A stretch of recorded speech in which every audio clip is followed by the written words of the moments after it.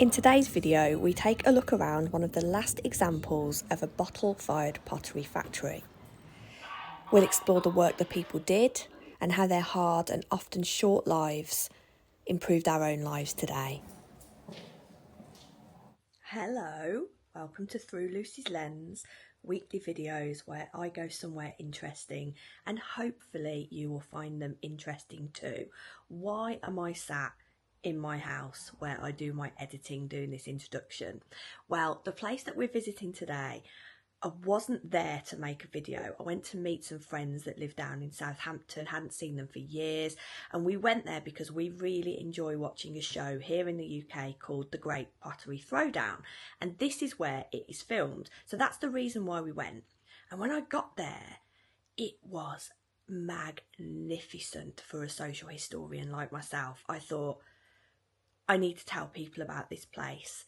It is mind-blowing, and the saddest thing of all is the whole time we were there, we were the only people there, and I'm not sure people know about this place. So if you're interested in social history, how people lived, how the working class lived their life, it's a place that you really need to put on your list. So let's go and have a look at what we got up to. It's mostly commentary because at the time I wasn't thinking that I was going to be actually making this video. It was a very last minute thing, but I hope you enjoy it. And before I go, thank you so much for your support. You are genuinely making my dreams come true.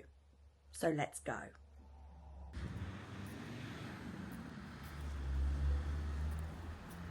There has been a pottery factory of some description on this site since the late 18th century. It's one of the last examples of a bottle oven pottery factory in the world.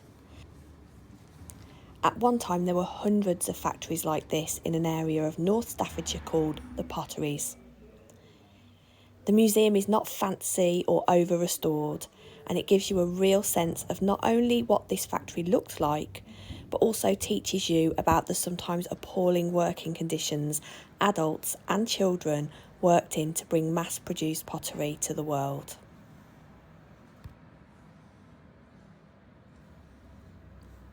The Potteries was the name given in 1910 to a collection of 6 towns in North Staffordshire. It was back in the 17th century that the pottery industry started to make a real impact on this area. A good supply of local clay, coal, salt and lead provided the main ingredients. The boom time came when the Industrial Revolution enabled factories to produce more and more better quality products.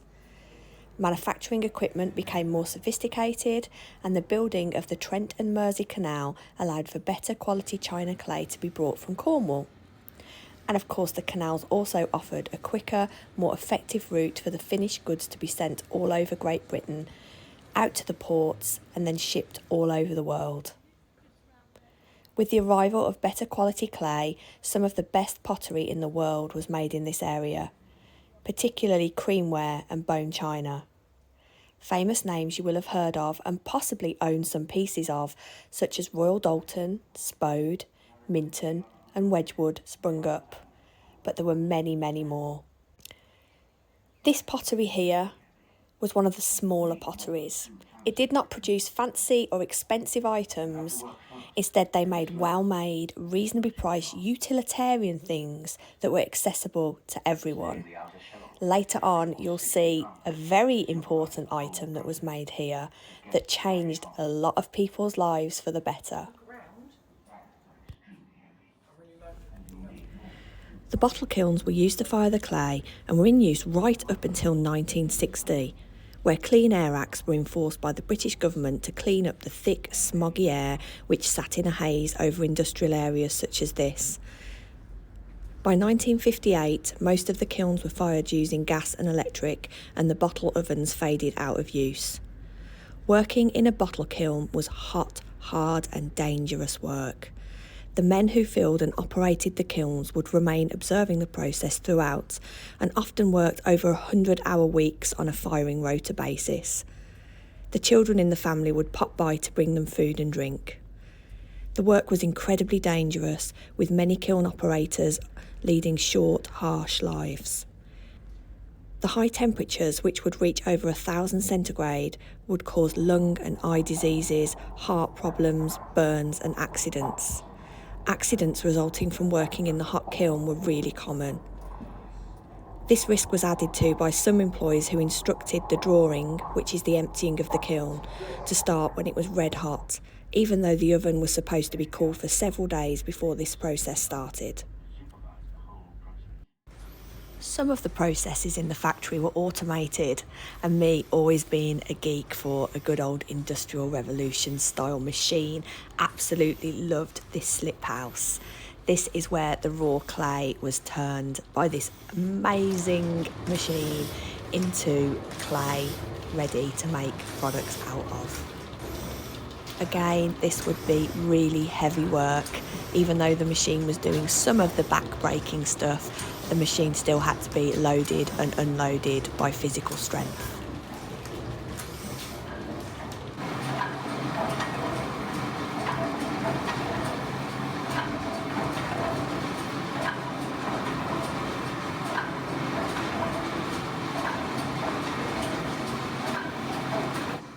When we think who was working at the factory, it was entire families, men, women and children. Some children, as young as 5 years old, were working in the factories, creating the clay, lifting, carrying, working 12-hour days until about 1850. Ever since I was a child, I've always been fascinated by children during the Industrial Revolution and even into the early 20th century that worked full time, that had a very poor education, that maybe only went to a Sunday school and then worked 12-hour shifts 6 days a week for very little money.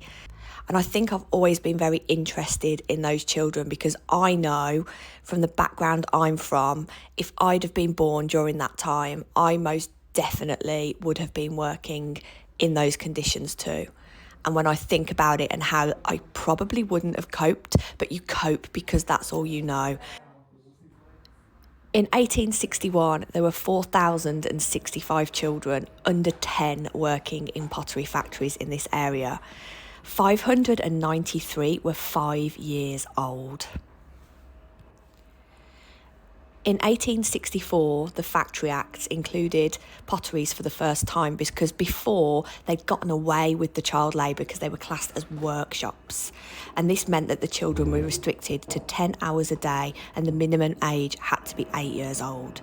Children under 13 had to spend at least half a day in school for every half day worked. Later on in the 19th century saw massive movements in educational provision for children, but school was not free in Britain until 1891. In 1911, the school leaving age became 12, although children could still start work at 10 with a school leaving certificate. And of course, if you are in a poor family with an impoverished background, you need that wage coming into the house. So often children were still sent to work as young as 10, even in 1911. Although life in the factory was hard, I love the way the museum gives you a real sense of the community that the people that worked here had as well. A proud community of very skilled people that were producing items that went all over the world. And you can see pictures around from days out, jollies to the seaside, staff parties, and that again just adds a real human touch for the stories of the people that lived this life. Going back to the beginning of the video, I said that we have a lot to be thankful to these potters for, and this part of the museum really does go to show you why. It is a faithful and very smelly reproduction of toilets before we started to use ceramic. There's this small village here where they have set up a really faithful environment of what it was like to live before we had sanitary conditions in Britain, the state of the houses, and I'm telling you now, it absolutely stank in here. I asked them how they got the smell, it made me feel sick. There is an exhibition here that concentrates on the toilet and sanitary conditions and how the improvement in sanitation made sure that things like typhus, tuberculosis, measles whooping cough were mostly eradicated from Great Britain, and a lot of the reasons for that was from the toilet. Now, I always get loads of comments about toilets, and I promise you, I'm thinking I'm going to make a video about toilets because people love it. Let's face it, we all do it. But there's an exhibition here that takes you from the invention of the closet, and they've got a reproduction of the one that was made for Elizabeth I in the 16th century. And then the exhibition goes all the way through time to the modern day with really fancy toilets like the toilets in Japan that self-flush and have seated seats. It's an absolutely honestly, it's worth going to this place for this exhibition alone. What you need to know about toilets, it's going to tell you here. But the emphasis is on how the people that worked in these potteries making things, basic things, not the fancy china that we're used to now, but things like toilets, baths and sinks, made sure and went a long way towards how we are healthy today and how we live mostly in really well sanitised conditions. And I must admit, since I've visited this museum, I've had a little thank you in my mind every time I've had the pleasure of using a nice clean ceramic toilet. So that's the end of this week's video. Thank you as always for watching. I love reading all your comments. You guys are actually making my dreams come true to be spending a couple of hours a week deep in historical research. It means so much to me. Until the next one, goodbye.